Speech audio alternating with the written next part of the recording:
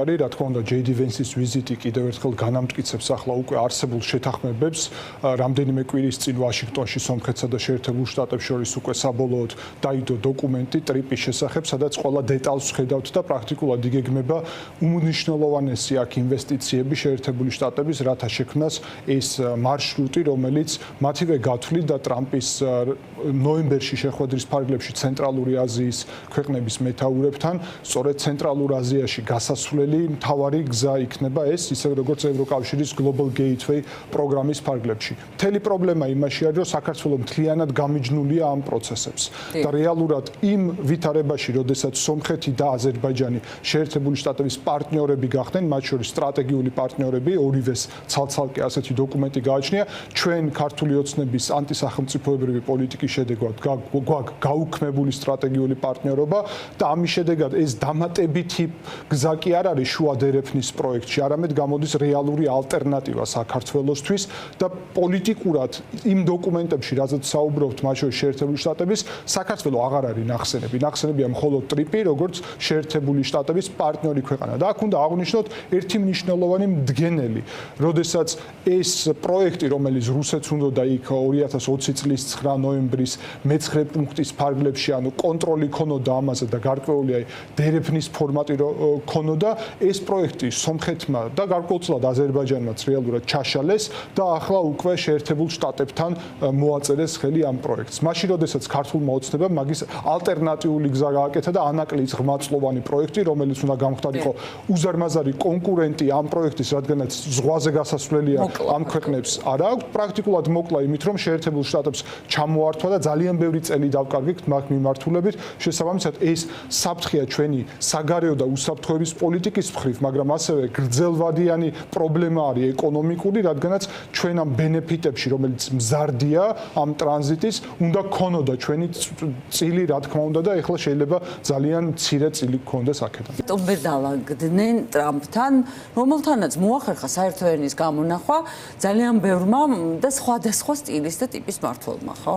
აი, დემოკრატიას არ ვარ გაუულია ისეთმა ხალხმა, შუა აზია მაგალითად და ასე შემდეგ, ხო? აი, რა ხდება? იმ საერთოდ არ ვართ ამერიკულ ფოკუსში. ამერიკის ფოკუსი და დამოკიდებულება საქართველოს მიმართ არის ყოველთვის განსხვავებული. ისტორიის განმავლობაში ჩვენი დამოუკიდებლობიდან, ანუ ამერიკელებისთვის პრაქტიკული მნიშვნელობა ჰქონდა იმას, რომ აქ ჩადეს უზარმაზარი ინვესტიცია ქართულ სახელმწიფოში, ჩვენს დემოკრატიაში და ჩვენს ტრანსატლანტიკურ კავშირებში. ეს ყველაფერი არ ყოფილა არც სომხეთის, არც აზერბაიჯანის და არც ცენტრალური აზიის შემთხვევაში. შესაბამისად, მათი დამოუკიდებულება ამ ქვეყნების მიმართ არის სხვა და ჩვენსგან მოლოდინები მათ შორის არის სხვა, ანუ სტანდარტი. ის რომ დღეს ჩვენ ვემსგავსებით ზოგიერთ ავტორიტარულ ქვეყანას და ამის ქართულ ოცნებას უნდა რომ ეს მისაღები გახდეს ვაშინგტონისთვის. მე ვფიქრობ, რომ ეს მისაღები ვერ გახდება ვაშინგტონში, რადგანაც სულიად სხვა დამოკიდებულება იყო და კი მაგალითად რომ სომხეთს შევადაროთ, ხო? სომხეთი მართალია ჯერ ყველა ნაბიჯი გადადგმული არ არის საბოლოოდ, მაგრამ მნიშვნელოვანი ნაბიჯები გადადგა რუსეთის გავლენის გათავისუფლების და შეერთებულ შტატებთან დაახლოების კუთხით. და ეს არის შესაბამისად შეერთებულ შტატებისთვის მიმზიდველი, მაგრამ რა გააკეთა იმავე პერიოდში საქართველოს ქართული ოცნების პირობებში პირიქით ჩახერგა გზები დასავლეთთან და დაახლოვდა რუსეთს, მათ შორის სუფთა ლოგისტიკური და გავლენის მიმართულებითაც. შესაბამისად, ეს არის მთავარი ერთ-ერთი წინაღობა.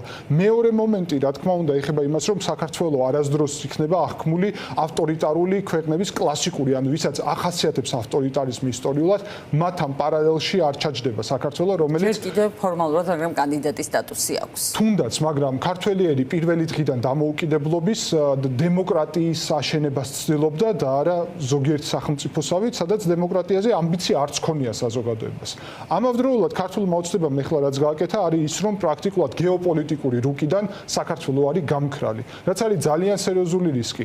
ნახეთ, ბატონი ვალერი ახლა რასაც ამბობდა, რა თქმა უნდა, ეს სწორი არის, მაგრამ ამავდროულად უნდა გავიაზროთ, რომ ჩემი აზრით ქართული ოცნების პირობებში სხვა ტიპის პოლიტიკის წარმოების რესურსი აღარ არსებობს. ანუ ქართულ ოცნებას აღარ შეუძლია არც შეერთებულ შტატებთან კომუნიკაციის და ნდობის აღდგენა, არც ბრიუსელთან და ამ ნდობის გარეშე არ ვართ ჩვენ საინტერესო. ეს უნდა გავიაზროთ მათ შორის, რომ სომხეთის და აზერბაიჯანის მიმართ ახლა ეს ინტერესი დასავლეთიდან მოდის ამ ნდობიდან, რომელიც ჩამოყალიბდა და ამისთვის ჯერ საქართველოს გუნდის პოზიცია არის მკაფიო, რომ ჩვენ გვჭირდება პოლიტიკა ეროვნული, რომელიც იქნება ჯერ საქართველოს პრინციპზე დაფუძნებული, თუმცა ქართულმა ოცნებამ ბოლო წლების განმავლობაში გადაუხვია ყველანაირ საკუთარვე პოლიტიკას და პრაქტიკულად ჯერ რუსეთი დააყენა ყველაზე მნიშვნელოვან პრიორიტეტად ჩვენს გინდ საგარეო, გინდ უსაფრთხოების და რა თქმა უნდა კონკურენტი, რასაც ბატონი ვალერი ამბობდა, კონკურენტი არ არის ეს პროექტი, თუ ჩვენც ვიქნებით ამ პროექტის ანუ მდგენელი ნაწილი, ტრიპს არ გულისხმობ ზოგად ლოგისტიკურ მარშრუტებს, მაგრამ თუ საქართველო არ იქნება სანდო პარტნიორი ვაშინგტონისთვის და ბრიუსელისთვის, რატომ უნდა გავხდეთ ჩვენ ამ დიდი პროექტის ნაწილი და შეიძლება გარიყული აღმოჩნდეთ და დავემსგავსოთ რუსეთის ჩრდილოეთ კავკასიურ ამ რესპუბლიკებს ჩვენი გეოპოლიტიკური სტატუსით, რაც კატასტროფა იქნება ჩვენთვის.